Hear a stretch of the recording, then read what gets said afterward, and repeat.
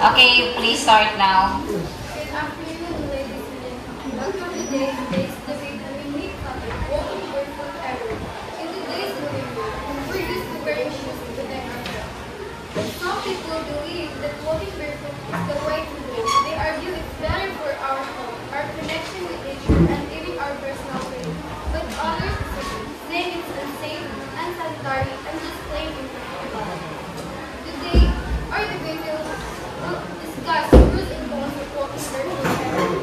Let's meet our debaters. On the affirmative side, we have the first speaker, the second speaker, the third speaker, and the fourth speaker, who will argue that walking barefoot error is a good idea. On the opposition side, we have first speaker, second speaker, third speaker, and the fourth speaker, who will argue that it's not. Let's start with our Okay, now take your seats. Let's start with our first speaker from the opposing side. Grant, please proceed your opening statement. Okay. So, the motion will be started by the opposition. Okay. Good day everyone, I am Dr. Sugar of Focus Group. Our topic is it allowed to get barefoot everyone? Anywhere you want. Anywhere you want. So, what's your explanation? What's the sentence there?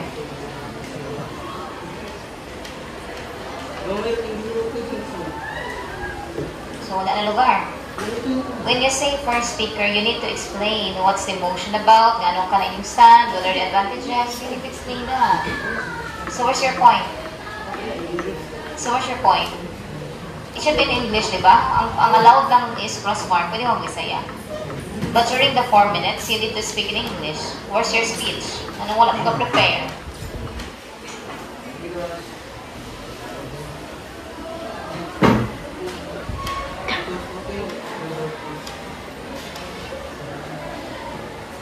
The advantages of walking with barefoot is I need to go faster and faster. And if the disadvantage naman the disadvantage is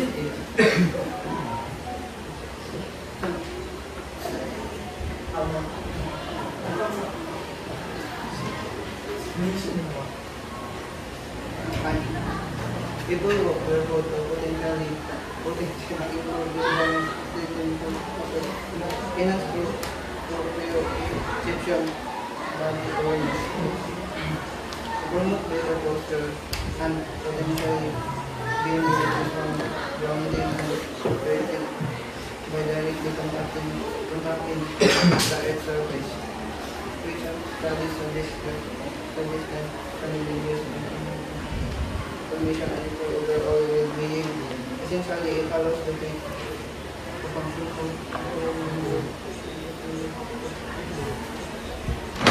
which can maintain both muscles and person.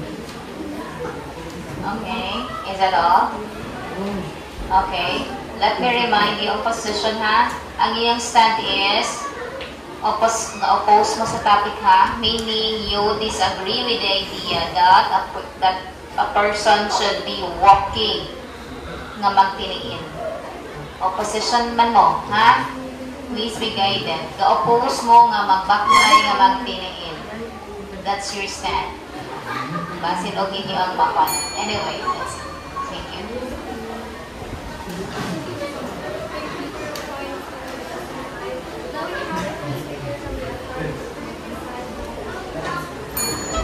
Good afternoon, esteemed judges, audience, and respected opponents. My name is Jamaica, and I am the first speaker of the affirmative side. Image a world where every step we take improves our health, strengthens our connection to nature, and reduces our impact on the environment. Today, we stand here passionately argue that people should embrace walking barefoot everywhere, not as a return to the past, but as a way to step into a healthier and more sustainable future. Let us also consider the environmental impact. The global footwear industry is a significant contributor to pollution and waste, producing millions of tons of non-biodegradable materials annually. By reducing our reliance on shoes, we reduce this environmental harm, taking small but meaningful steps towards sustainability. Walking barefoot, also known as earthing, is a practice that offers numerous physical, mental, and emotional benefits. While many people consider shoes essential for protection, walking barefoot can significantly improve well-being and foster a deeper connection with nature. From enhancing physical health to promoting mindfulness, going barefoot everywhere is a practice that deserves widespread support.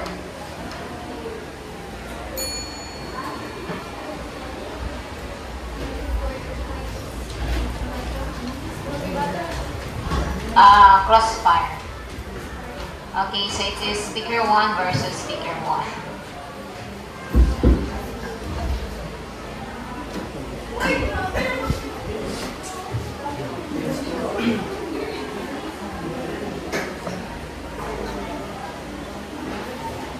Guys, pali ko nila So, guys. since pag-upat raman mo, so...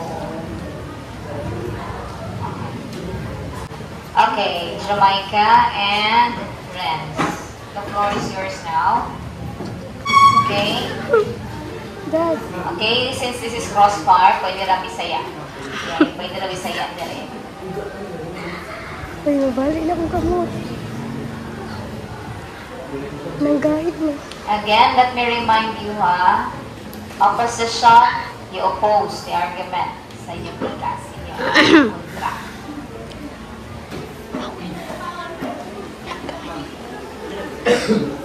Karon? Nanggahit akong kamot. Nanggahit. Okay. If walking barefoot promotes better posture, stronger feet, and natural connection to the earth, can you provide undeniable proof that shoes, which often cause foot deformities and disconnect us from nature, are a healthier and more sustainable choice for humanity? Okay, could you explain that one in vernacular Jamaica? Oh, Bisaya. If pag-walk sa barefoot is more healthier for your feet, makakuha ka better posture, matarong imong pagtindog, yes. Can you maka-provide ka mo og proof nga ang sapatos dili maka-cause og mga Deformities foot deformities, or mga health issues concerned. Okay. Makahatag ba? Pwede naman. Pero pwede na pag matindog. It's up to you. Kung matindog ka. Basta make sure nga malunggan ka na mo. Okay? Baka siya pinaka-importante. Okay. The affirmative side claimed that kung magtiniil ka, you have good posture. Ano siya? Lahat siya mga benefits, healthy benefits. Now, sa side ninyo as opposition, kung magsapatos ba, what are the healthy benefits or something ay mo magain kung mag-wear ka of shoes or mag-wear ka of sneakers? Naabay benefits, yun yung makuhaan na.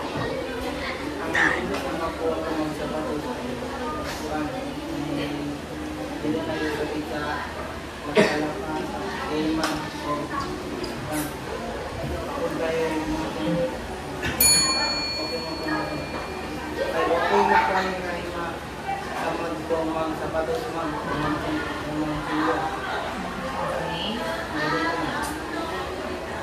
Okay, so that's it.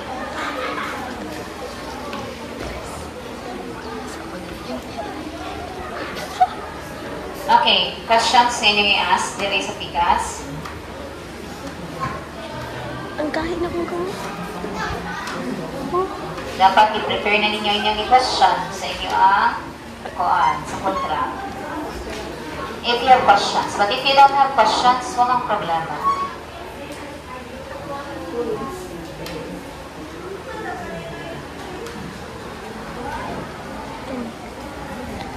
Would you go barefoot if it was socially acceptable? ako Again. na sa photographer. Would you go barefoot if it was socially acceptable? How we can order about how let's do the statement of the picture from the affirmative. Okay. Second speaker.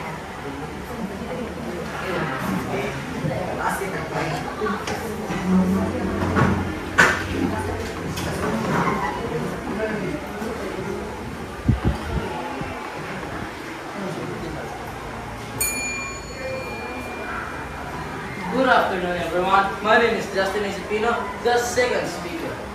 Walking barefoot allows your feet to function as nature intended. Shoes often weaken the muscles, ligaments, and tendons of the feet, leading conditions, bunions, flat feet, and plantar facilities. Barefoot walking strengthens the feet, enhances flexibility, and improves overall foot health. Walking barefoot eliminates the need for expensive shoes and reduce the waste created by shoe industry. Has a substance cost-effective alternative that supports environmental conservation. For centuries, many cultures have thrived without shoes. People in these communities often experience fewer foot-related problems and enjoy better foot health than those who have the of barefoot walking engage the thousands of nerve endings in your feet, improving necessary feedback and balance. These connections with the around help in developing better coordination and stability which shoes often restricts. And that's all, thank you. Thank you for your points, and now let's hear from the opposite side.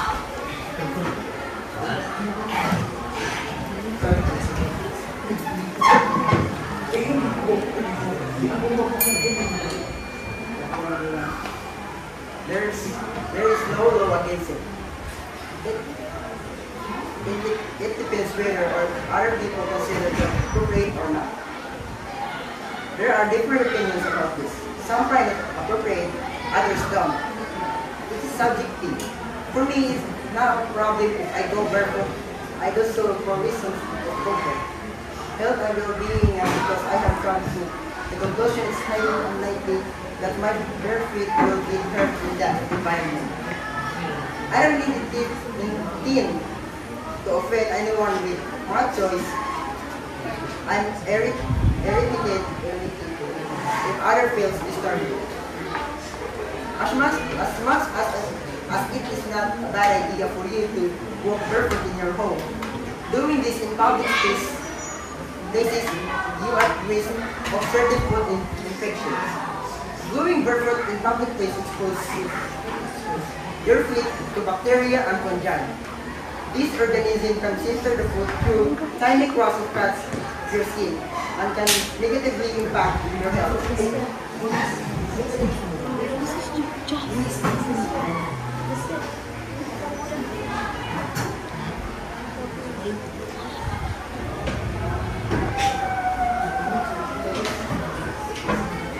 And now for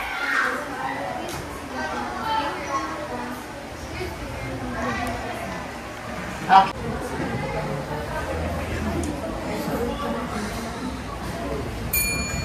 Speaker once said earlier that in short, what if barefoot is not acceptable in your social life? Well, here is the answer. If we advocate for walking barefoot anywhere, it doesn't mean enduring practicality or hygiene specific specific situation. In environments like public restrooms or workplace with strict dress codes, it reasonable with strict dress to adapt by using minimal footwear when absolutely necessary. Yung ito ba? Actually, he is answering your queries earlier. Katong pa. Ito yan. Now, do you have questions? You raise your questions or could you raise a question na lang? Kamo din na. Para sila ang matubag. Give them the chance to answer. Okay, ask them question. From this group. No, sila lang mo raise a question. It is between the second speaker and the second speaker. If walking barefoot is how humans evolved for millions of years, doesn't forcing your feet into shoes anywhere make you wonder if you're willingly damaging your body just to conform to modern Pause. Okay, again. Okay, medyo galibo ko sa question. Taas kayo. Try to simplify the question. I try na lang ang help. If walking barefoot is how humans evolved for millions of years, doesn't forcing your feet into shoes everywhere make you wonder if you're willingly damaging your body just to conform to modern norms? Kana ba? Mao ba na siya ang dapat? Nga naman nga din eh. Ikaw lang pwede. Ikaw lang pwede nga answer.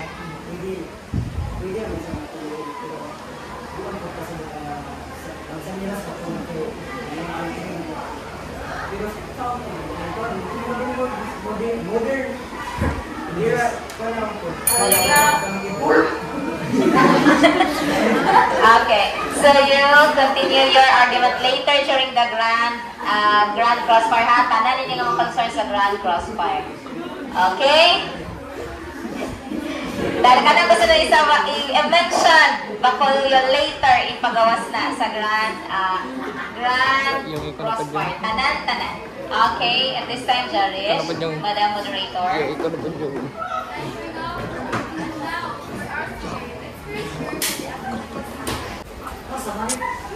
Ano naman ang kuan?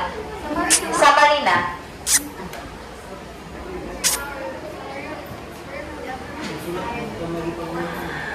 Okay, so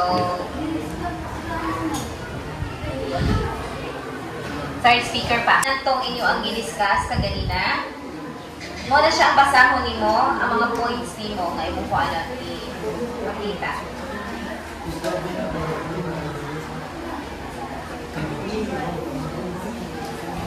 Tanan nga i-discuss, appeal to i-istorya unta pero napat off man si Bakulyo, i-appeal to siya sa imong iingon, imong i-defend. Yes, mo na siya trabaho sa summary. Okay, tanan. Okay, so sa summary, sige, allow ta mo nga sabunan ninyong Bisaya if you want to add more. If you want to add.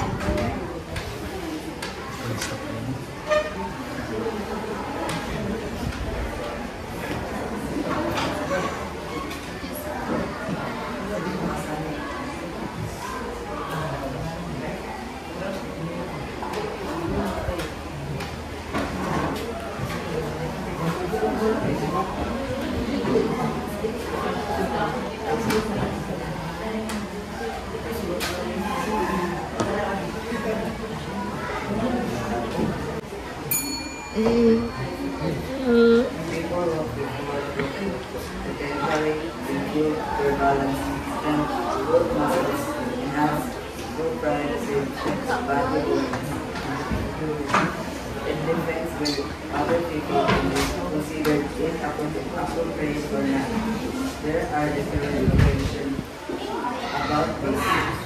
Some find it appropriate, others don't. It's subject to case. To promote culture and protection gain benefits from bouncing or spinning by directly contacting the Earth's surface, which some studies suggest can increase inflammation and improve our well-being. Essentially, it allows the feet to function more naturally without the interference of stress, which can weaken both muscles over time. For me, it's no problem if I go barefoot and things for off comfort, health, and well-being, and because I have come to the conclusion it's highly unlikely that my barefoot will get hurt by that environment. I don't intend to offend anyone.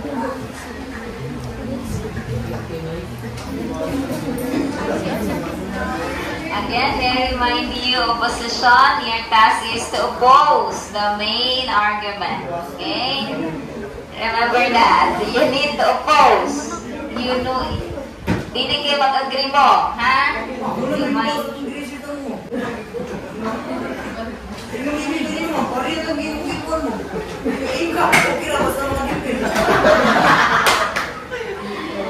Okay, kupatan siya. It's okay that you have the same research. Meaning, what I mean is, you have the same sources. But I am not saying i-agree ninyo ang inyong kontra.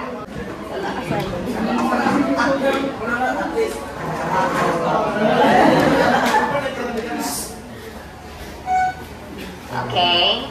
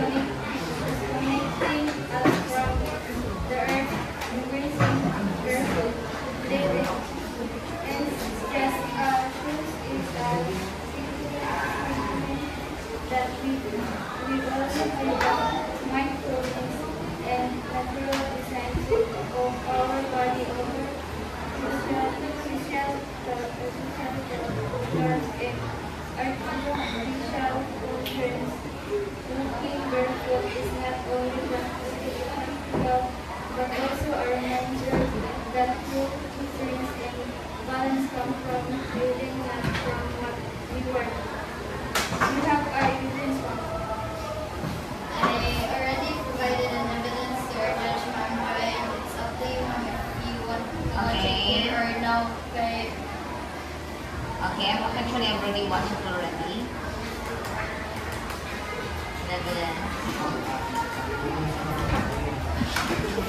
Okay, so I've already watched it earlier already.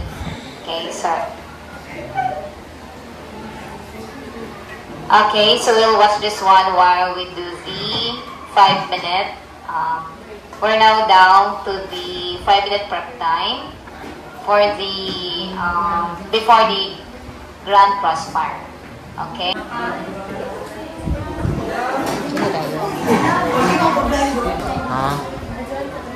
Okay, Madam Moderator, can you open now the next part of the debate? Crossfire. And now for the grand all papers are allowed to stay Ayun na.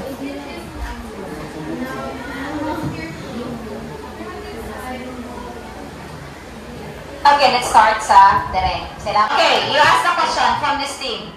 Sa ipangutanan ninyo para tubagon diri sa affirmative side.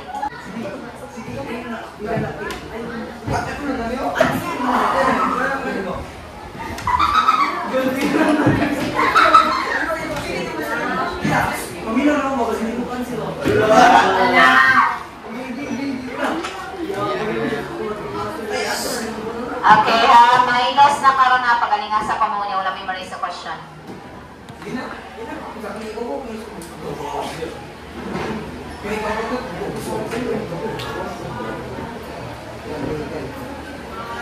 Gawang din sila kapalit ng sila.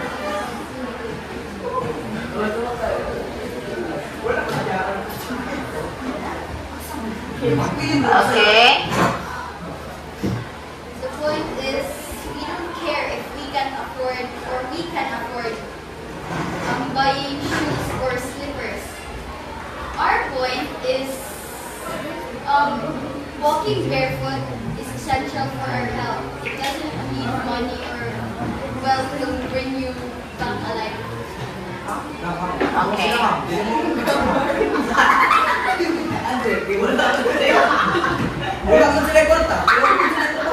Okay, that's beyond the point already. Gitry og answer ng Jamaica. It's not about money. It's not about makapalit ko, maka-afford ko. It's about health. That's their point.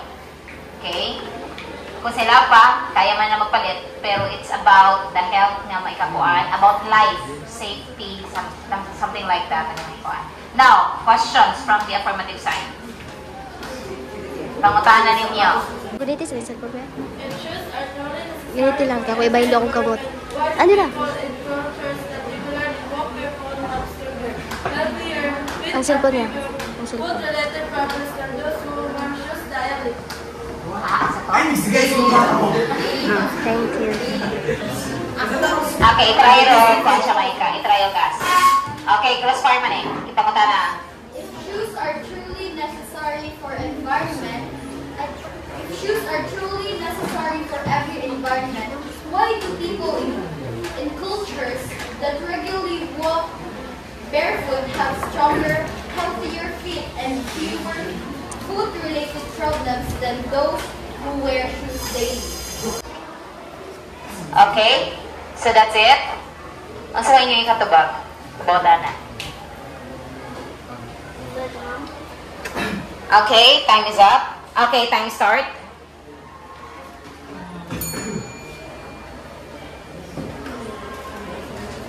Okay, faster.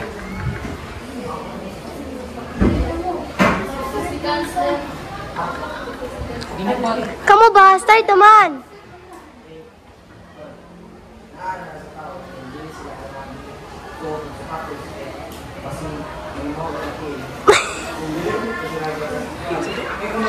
Di na daw sila og kanang gamitin nila ang sapatos kay mali mahog tiir ba. Buang. Okay, sige na, go.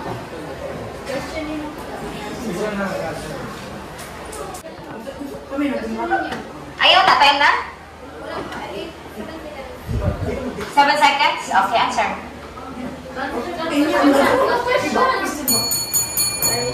Okay. Okay, so this time we'll proceed to the final focus na ta. Okay, so for the final focus, you still have the last 5 minutes. Last 5 minutes to prepare para magkuha na dayon ta. Finalize na dayon. Sige na kayo. Final focus. Honorable Judge, walking barefoot everywhere is not just a lifestyle, it is our reclaiming of our natural strength, health, and connection to the earth. Shoes may offer protection, but they also bring limitations. They make our feet disturb our posture and disconnecting us from the ground beneath us. Barefoot walking, however, restores our body's natural alignment. It strengthens our muscles and improves but physically and mental well-being. While shoes complement artificiality, when nature has already designed a perfect mechanism for movement. Choosing to walk barefoot is choosing freedom, health, and a life grounded literally and figuratively in balance and harmony. I ask you this, if walking barefoot everywhere empowers us to reconnect with nature, it strengthens our bodies, improves postures, and reduces the harmful effects of modern footwear, why would we not champion this natural, cost-effective, and proven way of living? Should we prioritize what benefits humanity's health and well-being over societal norms and conditions? We urge you to stand with nature, logic, and endurable walking barefoot Okay, thank you so much. Affirmative side now for the opposition. Your last speech. Pastor ko pa. Lagi pwede na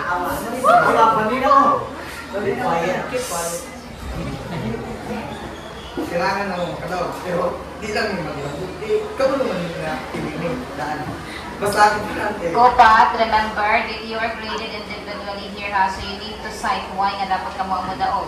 Nga nakabase sa mga arguments. Okay? Arguments. Okay, why? Nga naman, usa ay ang advantage kung magsapatos. Mao na dapat yung i-cite. So what's the advantage kung magsapatos or magchinilas compared sa magtiniil? Mao na dapat yung i-cite. Mao na dapat yung isulti karon diri sa mga tabangan. Ay, ipalayan na yung speech. Naman ka na yung connection. Ako ba may connection? Hala. Siya mao.